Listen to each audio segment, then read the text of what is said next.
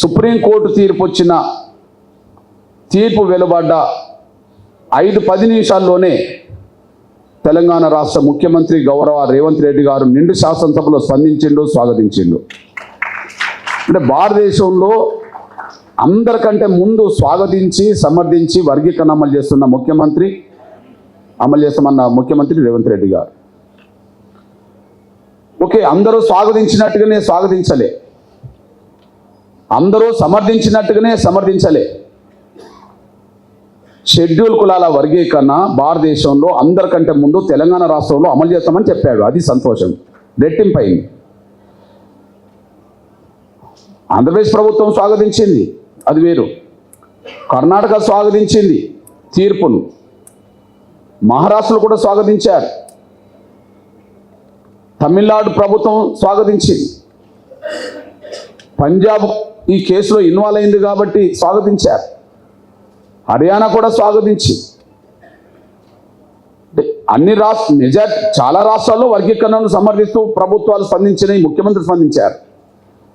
ఆ స్పందనకు మరింత ముందడుగేసి తెలంగాణ రాష్ట్ర ముఖ్యమంత్రి గౌరవ రేవంత్ రెడ్డి గారు ఒక స్పష్టతనిచ్చాడు. అది రెట్టింపైంది, సంతోషం. ఏం స్పష్టతనిచ్చాడు? షెడ్యూల్ కులాల వర్గీకరణ విషయంలో సుప్రీంకోర్టు తీర్పును స్వాగతించడమే కాకుండా ఖచ్చితంగా భారతదేశంలో అన్ని రాష్ట్రాల కంటే ముందు తెలంగాణలోనే అమలు చేస్తామని చెప్పాడు.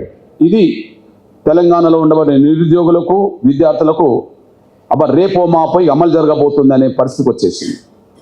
సుప్రీంకోర్టు తీర్పు ఒకవైపు సంతోషం, మరోవైపుగా రేపో మాపో అమలు ఇక్కడనే జరగబోతుంది, అంటే దేశంలో అన్ని రాష్ట్రాల కంటే ముందు ఇక్కడనే అమలు జరగబోతుందని చెప్పి రేవంత్ రెడ్డి గారు ప్రకటన చూసి చాలా ఆనందించారు.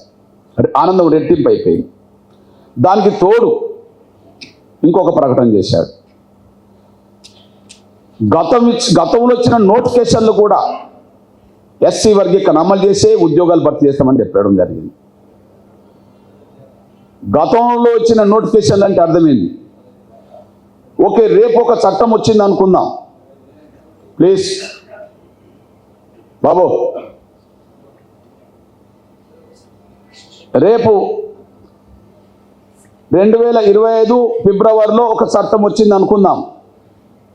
ఆ చట్టం వచ్చిన రోజు నుంచే వర్గీకరణ అమలు చేస్తామని కాదు, అంతకుముందు నోటిఫికేషన్లు ఒకవేళ 2022లో నోటిఫికేషన్లు వచ్చి రిజల్ట్ పెండింగ్లు ఉన్నా, 2023లో నోటిఫికేషన్లు వచ్చి రిజల్ట్ పెండింగ్లు ఉన్నా, 2004లో నోటిఫికేషన్లు వచ్చి 24లో వచ్చిన నోటిఫికేషన్లు వచ్చినా కూడా రిజల్ట్స్ పెండింగ్లు ఉన్నా, వాటికి కూడా వర్తింపజేస్తూ వర్గీకరణ అమలు చేస్తామని చెప్పడం జరిగింది.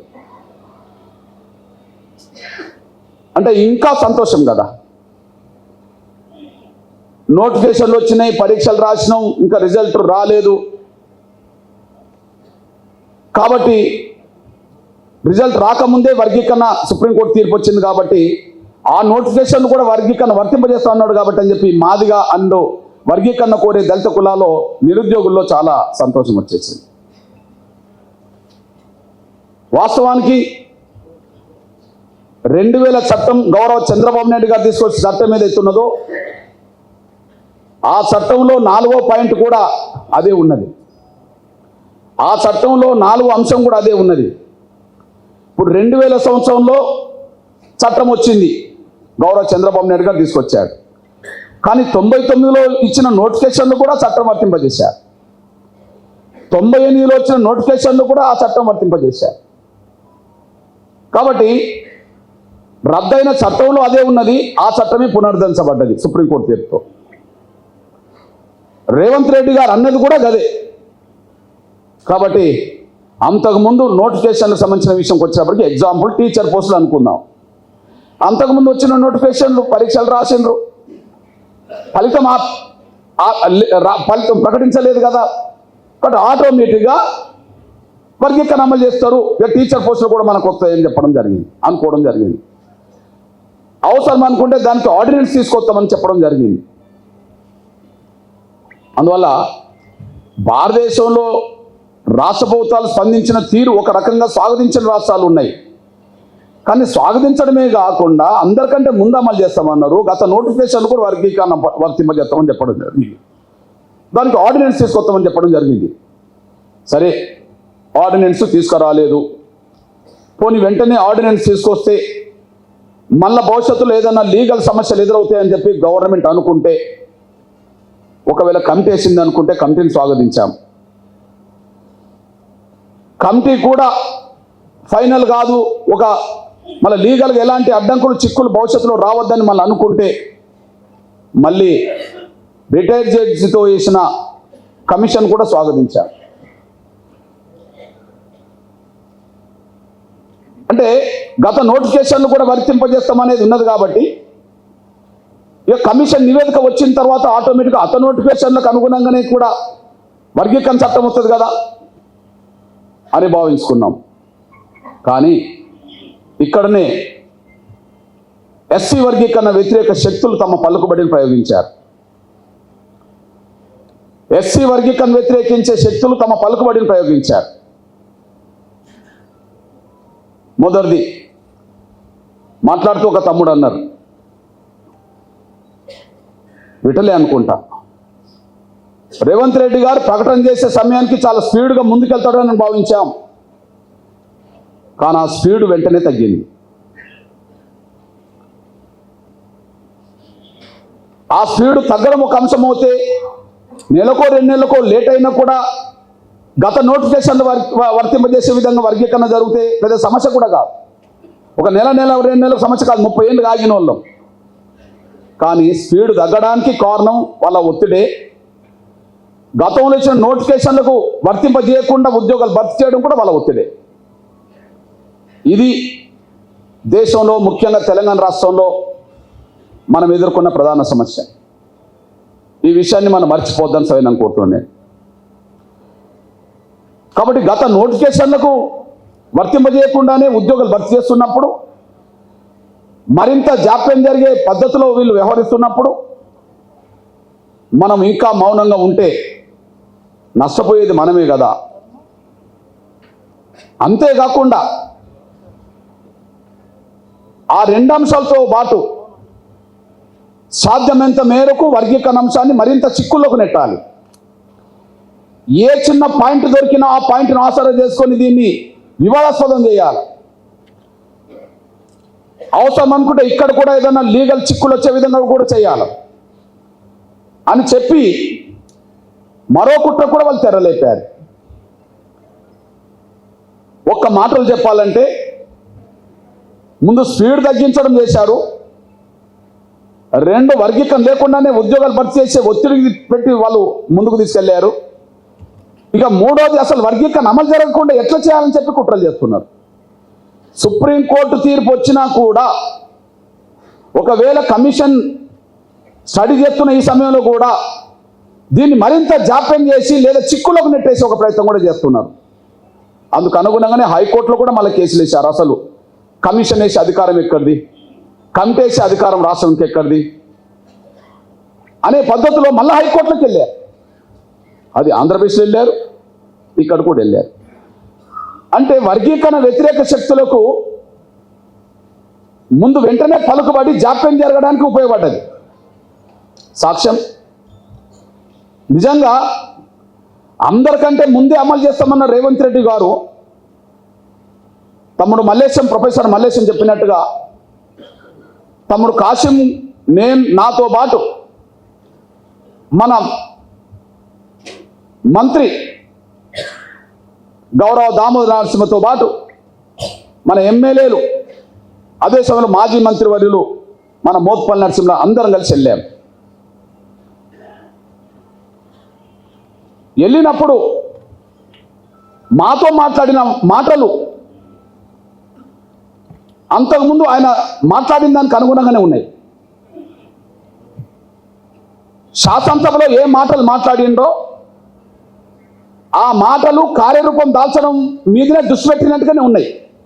ఏం చెప్పిండు, 2 రోజుల్లో కమిటీ డిక్లేర్ చేస్తా, 2 days, 22వ తారీఖు నాడు కలిశాం. ఆగస్టు 22వ తారీఖు నాడు కలిసాం ప్రతినిధి బృందం. మాతో గంటకు పైగా వెచ్చించారు. మాట్లాడడంలో కానీ మనకు నమ్మకం కలిగించడంలో కానీ ఆయన మాట్లాడాడు, స్వచ్ఛతనిచ్చాడు. ఏం చెప్పాడు? ఏమాత్రం ఆలోచన చేయకుండా ముందు నేను కమిటేస్తా. ఈ కమిటీ ఏం చేయాల్సిన అవసరం లేదు. ఇప్పటికే వర్గీకరణ అమలు జరుగుతున్న రాష్ట్రాలు 2 ఉన్నాయి కదా, పంజాబ్ అండ్ తమిళనాడు. పంజాబ్ తమిళనాడు రాష్ట్రాలకు మీరు తొందరగా వెళ్ళిరండి. ఆ డెలిగేషన్ కొంతమంది మంత్రులతో వేస్తా, అందులో మీ ఎమ్మెల్యేలు కూడా పోండి, ఒక 4-5 రోజుల్లో పని పూర్తి చేసుకోండి రండి అన్నాడు. అంటే 22వ తారీఖు నాడు చెప్తే 24వ తారీఖు నాడో 25వ తారీఖు నాడో కమిటేస్తామని చెప్పడం జరిగింది. అంటే 2-3 రోజులు అన్నాడు. వాస్తవమే. చేసే పని ఏంటిది? పంజాబ్ అండ్ తమిళనాడు రాష్ట్ర ప్రభుత్వాలు వర్గీకరణ అమలు చేస్తున్నాయి కనుక దాన్ని ఒకసారి స్టడీ చేసి వస్తూ ఆంధ్రప్రదేశ్ ప్రభుత్వం గతంలో అమలు చేసింది కదా, చంద్రబాబు నాయుడు గారు ముఖ్యమంత్రి ఉన్నాడు కదా, వస్తూ అక్కడ కూడా పర్యటన చేసి అక్కడ వివరాలు తీసుకొని ఇక్కడ రండి. వీలైతే హర్యానా కూడా వెళ్ళి రండి, వాళ్ళు కూడా స్వాగతించారు కదా. పంజాబ్ వెళ్తున్నారు కాబట్టి హర్యానా కూడా వెళ్ళండి. కాకపోతే హర్యానాలో ఎన్నికలు జరగబోతున్నాయి కాబట్టి అక్కడ ఎన్నికల నోటిఫికేషన్ వల్ల వాళ్ళు ముందుకు వెళ్ళరు కాబట్టి అక్కడికి వెళ్ళకపోయినా పంజాబ్ ముందు వెళ్ళండి, తమిళనాడు రండి, వస్తూ ఆంధ్రప్రదేశ్ ప్రభుత్వం దగ్గర కూడా వెళ్ళిరండి అని చెప్పడం జరిగింది. కాకపోతే ఓ సూచన చేశాడు. ఎందుకైనా మంచిది, ఎస్సీ వర్గీకరణను అమలు చేస్తామని చేవెళ్ళ ఎస్సీ సభలో డిక్లరేషన్లో పాల్గొన్నది కాంగ్రెస్ పార్టీ జాతీయ అధ్యక్షుడు మల్లికార్జున ఖర్గే గారు కాబట్టి ఎందుకైనా మంచిది, వస్తూ ఒకసారి ఆ డెలిగేషన్ ఆయనను కూడా కలిసినండి, మనం ఇక్కడ అమలు చేసుకుందాం అన్నాడు.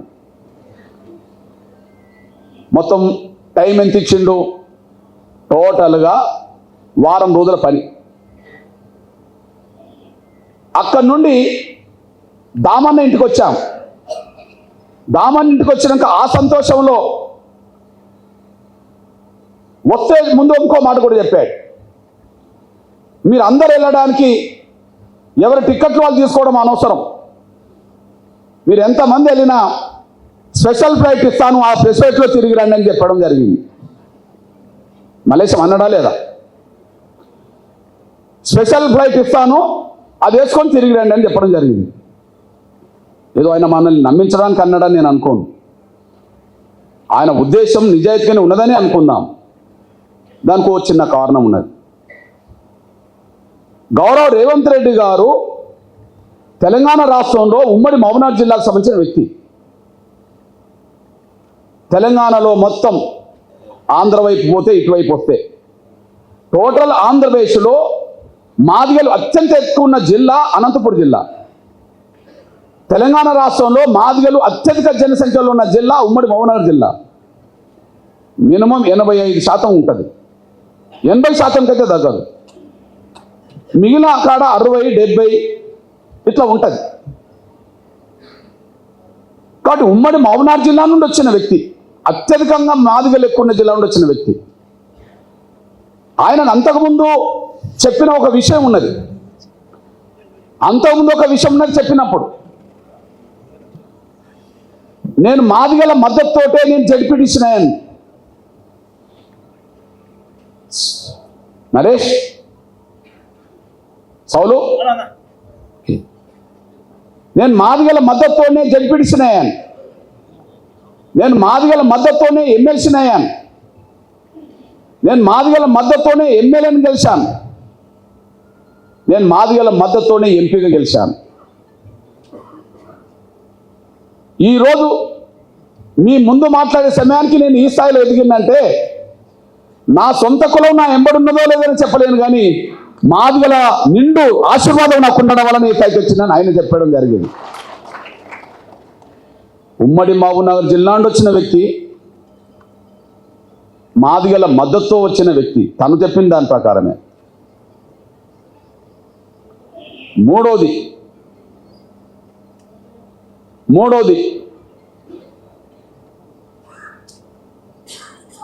ఎస్సీ రిజర్వేషన్ల వర్గీకరణ ఉద్యమంలో పాల్గొన్న వ్యక్తి. ఒకసారి రేవంత్ రెడ్డి గారి మాటల్ని మనం నిజాయితీగానే విశ్వసించాం, ఆయన నిజాయితీగానే చెప్పిండని కూడా అనుకుందాం. అందుకు సాక్ష్యం ఆయన ఎవరి అండదండలతో ఎదిగిండో ఆయన చెప్పిన సాక్ష్యం వినండి. మొదటిసారి నేను ఇండిపెండెంట్ జడ్పీటీసీ చేసినప్పుడు మాధవ పిల్లలు నన్ను బస్తీలో తీసుకెళ్ళి నాకు చెప్పారు. రెండోసారి నేను ఎమ్మెల్సీగా ఇండిపెండెంట్ నిలబడినప్పుడు మాధవ పిల్లలు ఎంఆర్పిఎస్ లో కృష్ణన్న దగ్గర నాయకత్వ లక్షణాలు పుచ్చుకున్నోలే ప్రతి ఎంపీటీసీ కౌన్సిలర్ దగ్గర పోయి కాలు ముక్కి నన్ను గెలిపించింది. మూడవసారి 2009 కొడకల్లో 14 రోజుల్లో ఎమ్మెల్యే తెచ్చినంటే మాధవ బిడ్డల శ్రమ ఉన్నది, మీ భాగస్వామ్యం ఉన్నది. పార్లమెంట్ సభ్యులుగా కాంగ్రెస్ పార్టీ అధ్యక్షులుగా ఉన్నారంటే నా జాతి ఏర్పడిందో లేదో నాకు తెలియదు, కానీ మీ జాతి మాత్రం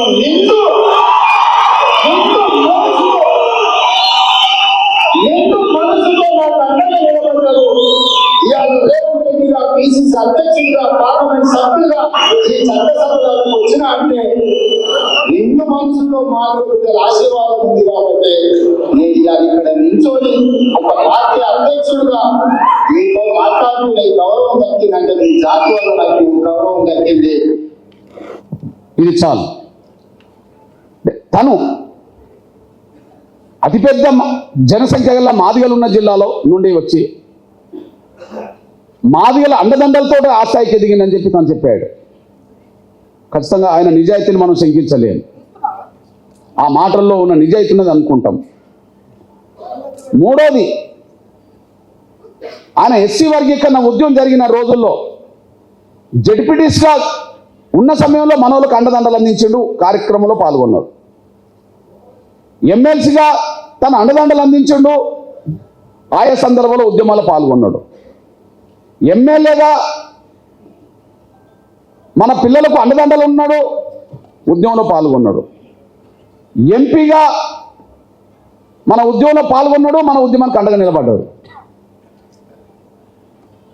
తన నోటి ఉండే కదా వచ్చిందిగా అందరికంటే ముందు నేను అమలు చేస్తామని చెప్పి. కాబట్టి అతిపెద్ద జనసంఖ్యలో మాదిగలు ఉన్న జిల్లా వచ్చినోడు, మాదిగల అండదండలతో ఆ స్థాయికి వచ్చినోడు, వర్గీకరణ ఉద్యమంలో వివిధ సందర్భాల్లో భాగస్వామైనోడు ఖచ్చితంగా ఆయన మాట నిలబెట్టుకుంటాడని మనం అనుకుంటాం సహజంగా. అందుకని చాలా సంతోషంలో మాదిగ జాతి వర్గీకరణ కోరే దళిత శక్తులన్నీ ఉన్నాయి. కానీ దానికి అనుగుణంగానే ఆగస్టు 22వ తారీఖు నాడు కలిసినప్పుడు మనతో మాట్లాడిన సందర్భంలో కూడా అదే స్వస్థతనిచ్చాడు. వారం రోజుల్లో ఈ ప్రక్రియ పూర్తి చేసుకొని మొదటి వారంలో కంప్లీట్ చేద్దామని చెప్పడం జరిగింది. 22వ తారీఖు నాడు కలిస్తే 31 తారీఖు లోపు షెడ్యూల్ వేసుకున్నాం. అంటే ఏ రోజు స్పెషల్ ఫ్లైట్లో పంజాబ్ వెళ్ళబోతున్నాం, అంటే స్పెషల్ ఫ్లైట్ వచ్చిందిగా మనకు, ఏ రోజు స్పెషల్ ఫ్లైట్లో పంజాబ్ వెళ్ళబోతున్నాం, వస్తూ ఏ రోజు ఢిల్లీ లాగాలి, ఎప్పుడు ఏ టైంకి ఢిల్లీ ఆగాలి, ఢిల్లీ నుంచి అదే ఫ్లైట్లో మళ్ళీ మద్రాసు ఎప్పుడు పోవాలి, చెన్నై, అట్నుంచి వచ్చేటప్పుడు మళ్ళా అమరావతిలో ఎప్పుడు దిగాలి, అక్కడ చంద్రబాబు నాయుడు గారిని కలిసి మళ్ళీ హైదరాబాద్ ఎప్పుడు చేరాలంటే అంతా 31లోపు వేసుకున్నాం. అంతా మొత్తం అందరికీ 3Dలో పెట్టి చూపించినట్టే జరిగింది మొత్తం సినిమా. అంటే 31 తారీఖు లోపు రిపోర్ట్ తయారు చేయాలి, 1-2 తారీఖు లోపు ప్రభుత్వానికి అప్పచెప్పాలి. మొదటి వారంలో క్యాబినెట్ తీర్మానం చేసి మొదటి వారంలో స్పెషల్గా ఆర్డినెన్సో లేదా చట్టమో తీసుకురావాలని చెప్పి ఒక నిర్ణయం జరిగింది. నేను మళ్ళీ చెప్తున్నా, ఆయన మాటల్లో నేను శంకిస్తానని అనుకోబాకండి. కానీ చెప్పిన ఉద్దేశం అది, చెప్పిన సందర్భం అది, నమ్మడానికి కారణం గతంలో ఉన్న చరిత్ర ఉన్నది. కానీ వాళ్ళ పలుకుబడితో ఆయనను కూడా శాసించి ఒక అడుగు కూడా ముందుకెళ్లకుండా చేయగలిగారు. వాళ్ళకు ఉండబడే పలుకుబడితో ఒక అడుగు కూడా మళ్ళీ ముందుకు వేయకుండా చేశారు. ఆగస్టులో చెప్పిన కమిటీ అక్టోబర్లో పడ్డది. అక్టోబర్ కమిషన్ ఇప్పుడు వచ్చింది. కదా. అంటే దాదాపు 2 నెలల టైం తీసుకుంది.